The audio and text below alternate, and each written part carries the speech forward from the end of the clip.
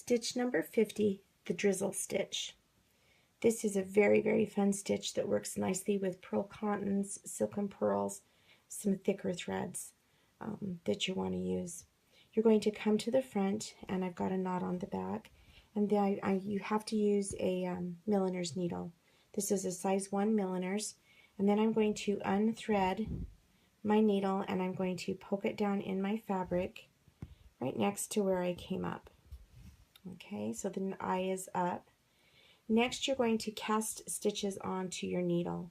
And to do that, you're going to take your thumb and you're going to twist your thumb so that the so that the thread goes around the needle. And you put on a stitch.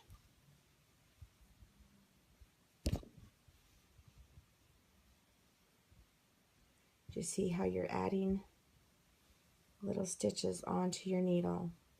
That's what it looks like when I tip my needle. There's just lots of little stitches on my needle.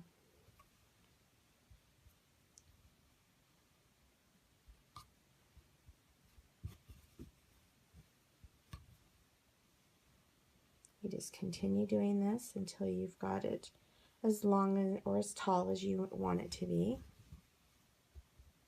I'll just add a couple more. You just loop your thumb around and then put it over the top of the needle. Okay, that looks good. Now I'm going to take the end of my thread, and you need to thread your eye of your needle. It's the hardest part of the stitch, I think.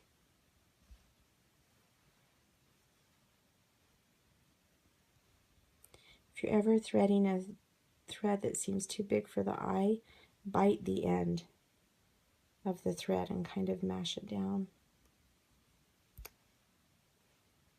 Or you can use a needle threader.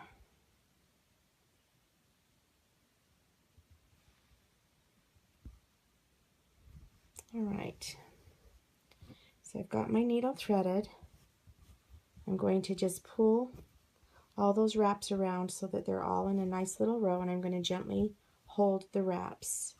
And then I'm going to bring the needle back down through.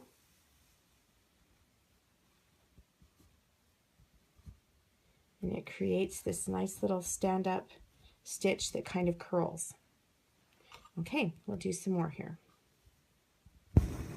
So you come to the front, you unthread your needle, you poke it down in your fabric, and you start casting on.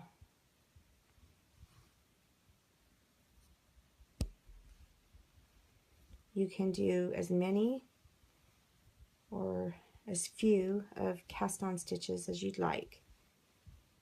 Just practice it with 4 or 5, and then practice with 9 or 10. You can even get them super long and put on 20 or so.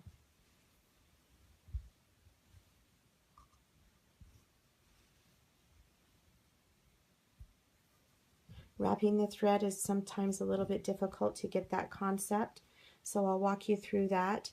I put my thumb on top of the thread, and I twist my thumb around, and then I just set it on top of my needle so that the stitch can then fall off my thumb and go onto the needle. Some people do use their finger instead of their thumb. No right and wrong.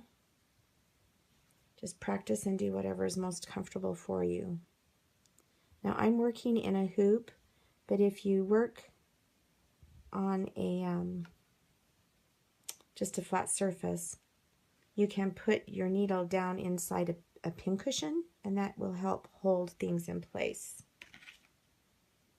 I've got to clip my threads here a little bit. It's amazing how when you can't get up close and see this very well, it's a lot harder to thread. All right, I'm going to just hold those wraps, pull the threaded needle down through, and there is a drizzle stitch. These are super cute to do for the center of flowers or little worms that you want to tack down. Okay, I'll do one last one. Your thumb is on top of the thread, twist it around, and add those stitches, casting on stitches.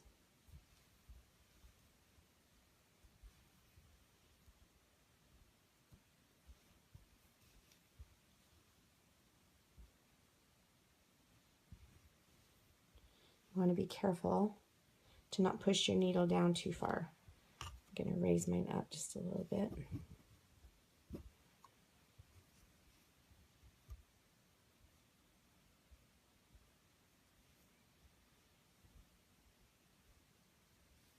All right, I think that's good. And then thread my needle.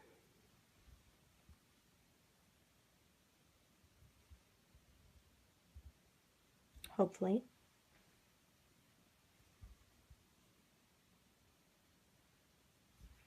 Better trim the end.